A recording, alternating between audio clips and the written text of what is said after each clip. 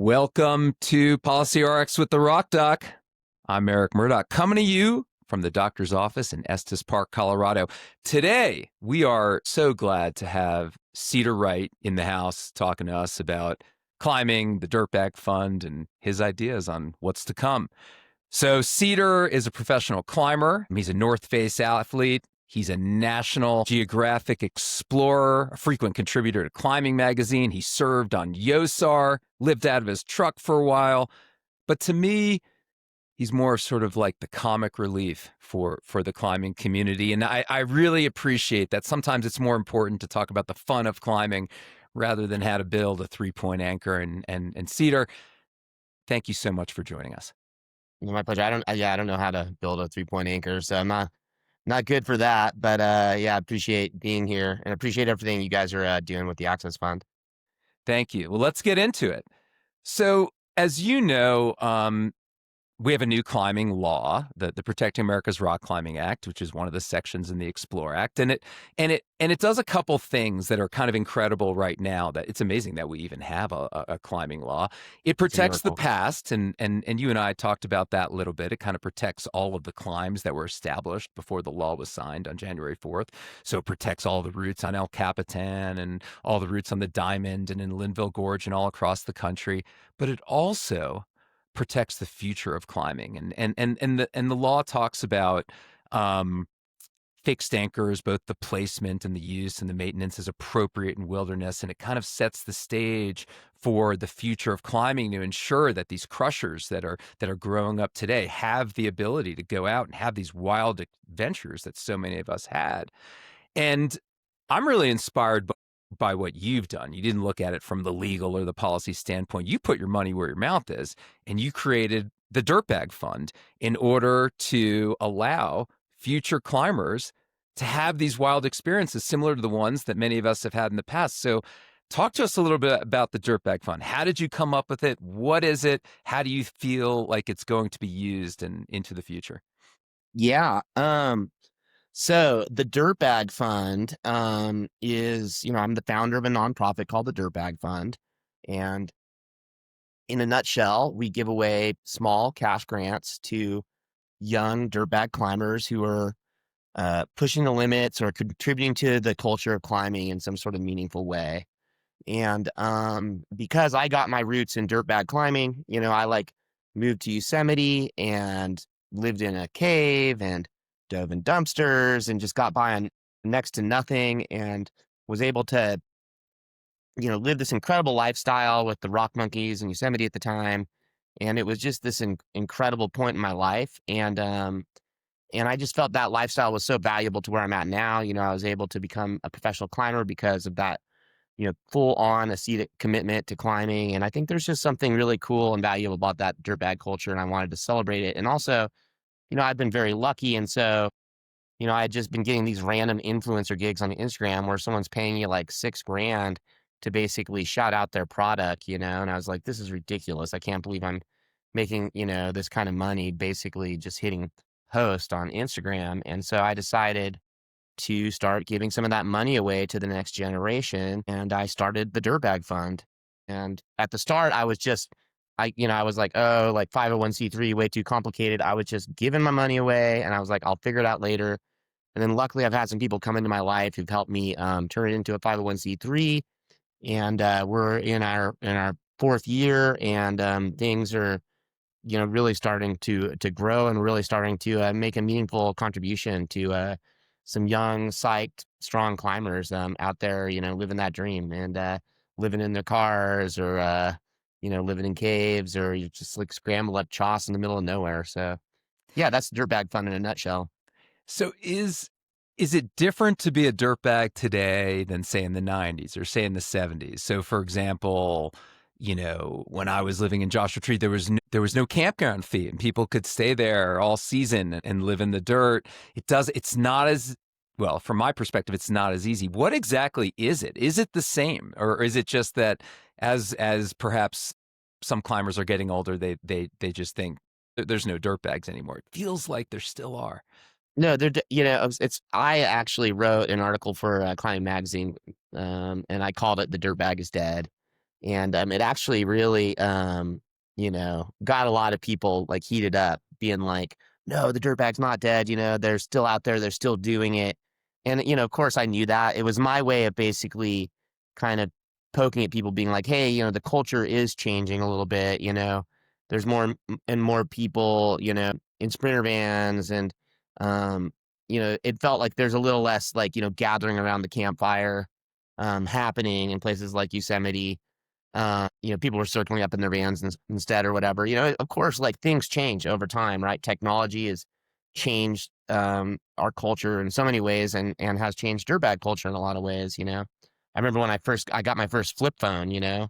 And now right, we all have like HD cameras and absolute connection to the internet at all times, right in the palm of our hand, and that's changed the culture of dirtbagging a lot. But what I found, especially through the Dirtbag Fund and really getting back in contact with these young climbers, and reconnecting with different dirtbag little subcultures out there, like the folks in Squamish or the folks in Yosemite and people in J Tree and other spots out in the red in Kentucky. They're out there, and they are still sitting around the campfire, talking shit, having fun, getting psyched for a big day of climbing, dreaming up crazy adventures, forming partnerships, all that stuff that we love about climbing, and so yeah, it's my way of celebrating that culture, and also, just promoting that culture. If I can inspire,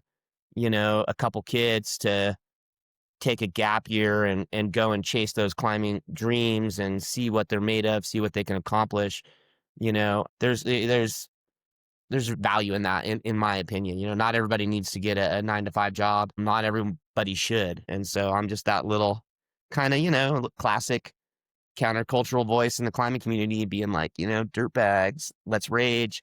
Here's some cash, go fix your beater car, or get a plane ticket and go to Patagonia or whatever. It's like, do with it what you will. Here's some cash, go rage. It's pretty fun. Yeah, one of the things that I really appreciate about working about the Access Fund is that we're advocating for something that I think makes the world better and makes people better.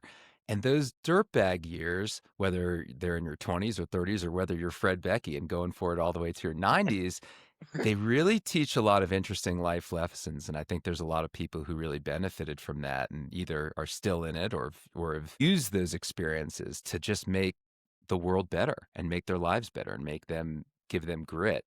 What do you think?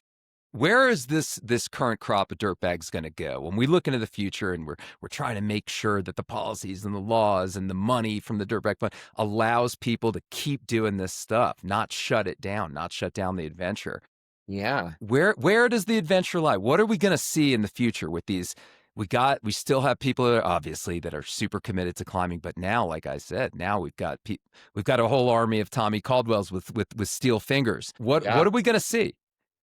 I mean, I think, prepare to have your mind blown, right? No matter what you can imagine, there's going to be some kid who comes around, and they just are going to see things from this perspective you never thought about. They're going to express themselves through climbing in a way that is going to be incredible. We're going to continue. I mean, thanks to the Access Fund, we're going to continue to see, first ascents, and that are pushing the limits of difficulty. We're going to continue to see that exploration, which really excites me. And, I mean, even things, that I hold dear, like, like the limits of free soloing are going to get pushed, and someday someone's going to walk up to the free rider and they're going to on-site free solo it, things like that.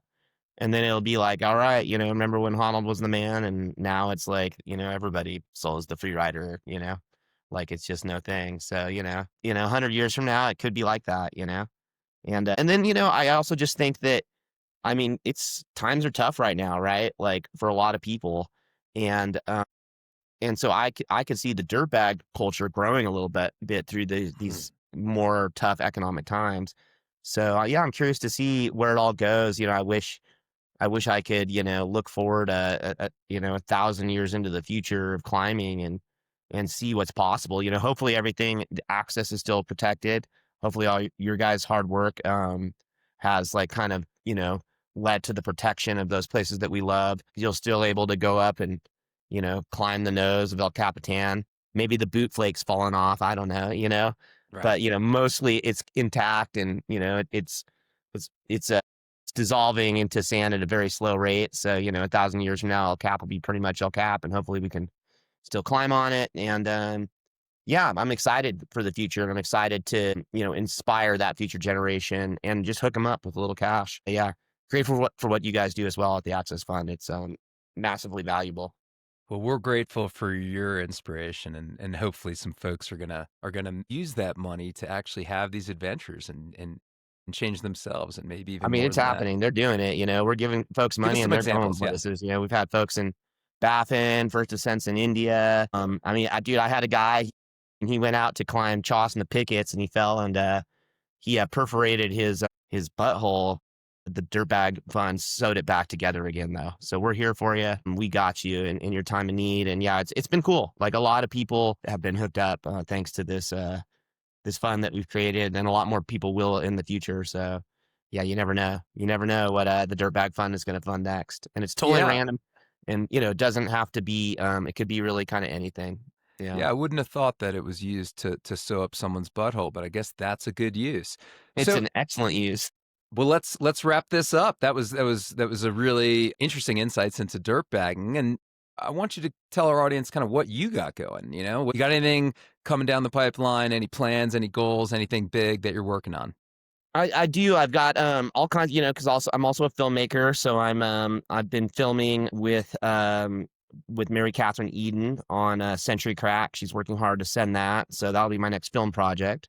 And then personally, I've got some paragliding competitions coming up in November in Tenerife. I'm going to Tenerife to compete at the World Cup level in paragliding, so that's pretty exciting for me. I've really gotten good at a whole other sport and really love it.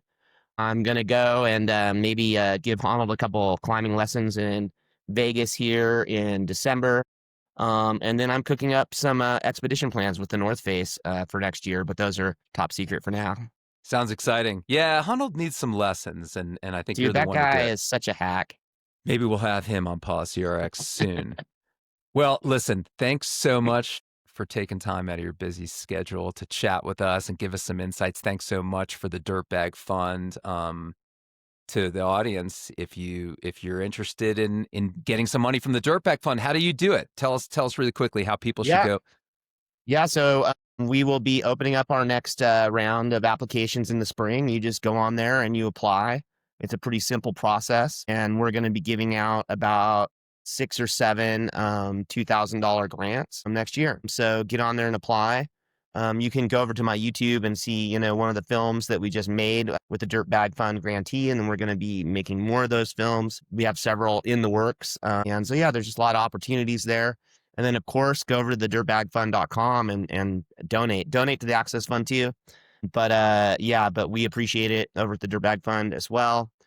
Yeah, and then just be good to people and have fun out there, and off belay. Lots of love, Erik. Thanks so much, Cedar. Take care. Cheers, man.